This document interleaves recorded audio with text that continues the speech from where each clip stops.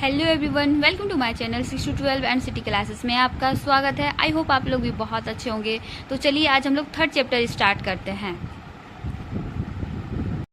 Third chapter का नाम है दिल्ली 12वीं से 15वीं शताब्दी।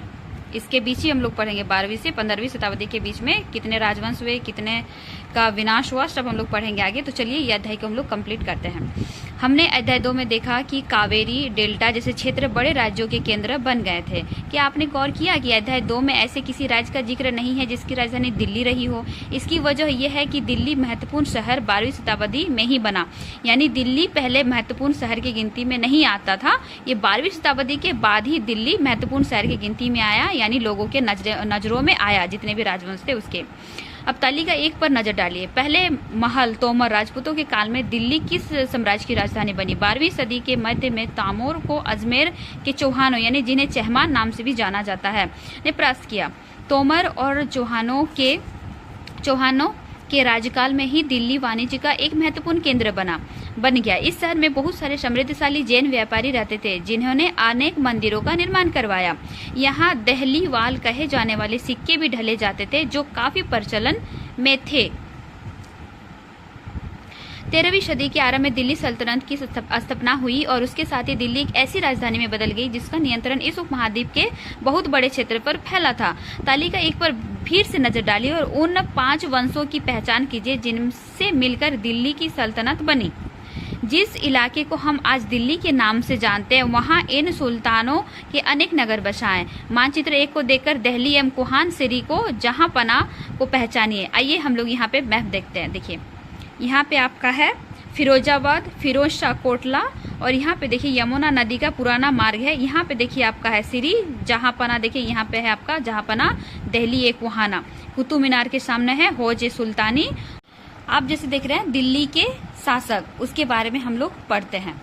ठीक है, ये राजपूत वंश जितने भी थे सब राजपूत वंश थे। जैसे तोमार आरंभिक 12वीं शताब्दी यानी 1165, और अनंगपाल 1330 से 1145, चौहान 1165 से 1192, पृथ्वीराज चौहान 1775 से 1192, प्रारंभिक तुर्की शासक 1206 से 1290, और कुतुबुद्दीन ऐबक 1206 और 1210, शमसुद्दीन इल्तुतमिश 1210 से 1236, रजिया 1236 से 1240, और गयासुद्दीन बलबन 1266 से 1287, खिलजी वंश 1290 से 1320, जलालुद्दीन खिलजी 1290 से 1296, और अलाउद्दीन खिलजी 1296 से 1316, तुगलक वंश 1320 से 1414, गयासुद्दीन तुगलक 1320 से 1324, मोहम्मद तुगलक 1324 से 1351, और फिरोज शाह तुगलक 1351 से 1388, सैयद वंश 14 से 51, और खिज्र खान 1414 और 1421, और लोधी वंश आपका 14 से 51 और 1526 के बीच में था, जो कि बहलोल लोधी 1451 से 1489 के बीच में हुआ था। ये सब आपको एवरीवन याद करना है सही से, क्योंकि जितने भी दिल्ली के शासक थे इस सब से ही आपका ये मध्यकालीन भारत स्टार्ट होती है, जो कि सब के बारे में आपको पढ़ना है। मैन है आपका देखिए कुतुबुद्दीन ऐबक, पृथ्वीराज चौहान, इल्तुतमिश, रजिया, गयासुद्दीन बलबन, जलालुद्दीन खिलजी, अलाउद्दीन खिलजी, गयासुद्दीन, मोहम्मद तुगलक और फिरोज शाह, और बहलोल लोधी और खिज्र। इस सब के बारे में थोड़ा सही से पढ़ना रहता है, जो कि आपका एग्जाम में क्वेश्चन फंसता है एवरीवन। ओके, चलिए आगे बढ़ते हैं। आइए एवरीवन हम लोग पढ़ते हैं सुल्तानों के अधीन दिल्ली। इतिहास तारीख यानी एक वचन में आता है और तवारीख बहुवचन में है। जो सुल्तानों के शासनकाल में प्रशासन की भाषा फारसी में गए थे, यानी सुल्तानों की जो शासनकाल में जो प्रशासन की जितनी भी भाषा थी वो फारसी भाषा में थी एवरीवन, ये याद रखिएगा। ओके, फारसी भाषा इंपॉर्टेंट थी। तवारीख के लेखक सचिव, प्रशासक, कवि और दरबारियों जैसे सुशिक्षित व्यक्ति होते थे जो घटनाओं का वर्णन भी करते थे और शासकों को प्रशासन संबंधी सलाह भी देते थे। वे न्यायसंगत शासन के महत्व पर बल देते थे।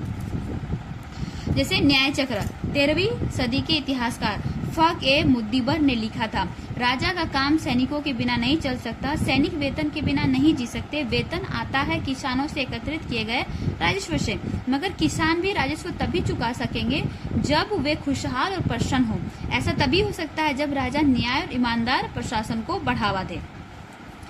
आगे पढ़ते हैं। ये कुछ और बातें ध्यान रखें।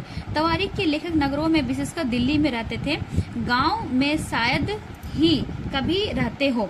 और 2, वे अक्सर अपने इतिहास सुल्तानों के लिए उनसे ढेर सारे इनाम इकराम पाने की आशा में लिखा करते थे।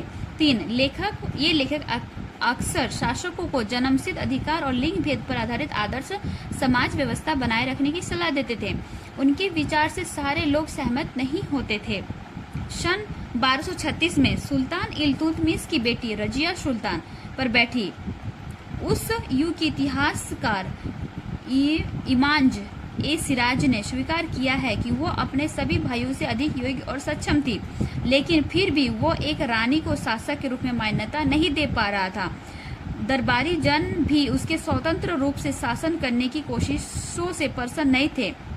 यहाँ पे आप जो रजिया सुल्तान देख रहे हैं, वो इतिहास में सबसे पहली औरत थी जो सिंहासन पे बैठी थी।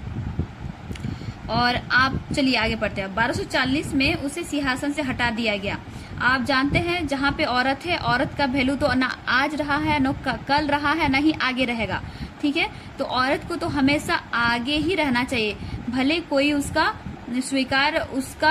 स्वीकार करे चाहे नहीं करे, और उसको सक्षम होना बेहद जरूरी है ताकि वो अपने पैर पे खड़ा हो सके और एक इतिहास रच सके। ये हर औरत का अधिकार है, जन्मसिद्ध अधिकार है एवरीवन। तो चलिए हम लोग थोड़ा सा आगे बढ़ते हैं।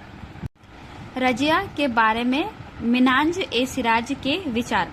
मिन्हाज ए सिराज का सोचना था कि ईश्वर ने जो आदर्श समाज व्यवस्था बनाई है उसके अनुसार स्त्रियों को पुरुषों के अधीन होना चाहिए, और रानी का शासन इस व्यवस्था के विरुद्ध जाता था। इसलिए वो पूछता है, खुदा की रचना के खाते में उनका ब्यौरा चूंकि मर्दों की सूची में नहीं आता, इसलिए इतनी शानदार खूबियों से भी उसे आखिर हासिल क्या हुआ। रजिया ने अपने अभिलेखों और सिक्कों पर अंकित करवाया कि वह सुल्तान इल्तुतमिश की बेटी थी। आधुनिक आंध्र प्रदेश में वारंगल क्षेत्र में किसी समय काकतीय वंश का राज्य था। उस वंश की रानी रुद्रमा देवी 1262 से 1289 के व्यवहार से रजिया का व्यवहार बिल्कुल विपरीत था। रुद्रमा देवी ने अपने अभिलेख में अपना नाम पुरुषों जैसा लिखवाकर अपने पुरुष होने का भ्रम पैदा किया था।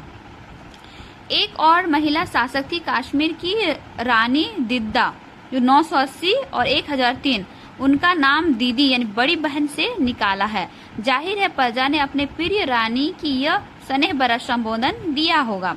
जैसे मिन्हाज के विचार अपने शब्दों में व्यक्त कीजिए। क्या आपको लगता है कि रजिया के विचार भी यही थे? आपके अनुसार स्त्री के लिए शासक बनना इतना कठिन क्यों है? ये क्वेश्चन पूछा गया है, बच्चों के लिए है, ये इतना इंपॉर्टेंट नहीं है। चलिए आगे बढ़ते हैं। खलजी और तुगलक वंश के अंतर्गत प्रशासन नजदीक से एक नजर। दिल्ली सल्तनत जैसे विशाल साम्राज्य के समेकन के लिए विश्वसनीय साबूदारों तथा प्रशासकों की जरूरत थी। दिल्ली के आरंभिक सुल्तान विशेषकर इल्तुतमिश सामंतों और जमींदारों के स्थान पर अपने विशेष गुलामों को सूबेदार नियुक्त करना अधिक पसंद करते थे। इन गुलामों को फारसी में बदंगा कहा जाता है। इन्हें सैनिक सेवा के लिए खरीदा जाता था। उन्हें राज्य के कुछ बहुत ही महत्वपूर्ण राजनीतिक पदों पर काम करने के लिए बड़ी सावधानी से प्रशिक्षित किया जाता था। वे चूंकि पूरी तरह अपने मालिकों पर निर्भर होते थे, इसलिए सुल्तान भी विश्वास करके उन पर निर्भर हो सकते थे। और एवरीवन फर्स्ट पार्ट यहीं तक पढ़ते हैं, सेकेंड पार्ट हम लोग नेक्स्ट क्लास में आपके लिए प्रोवाइड कर दिया जाएगा। तो प्लीज लाइक एंड सब्सक्राइब करिएगा। और everyone, thank you everyone, bye bye.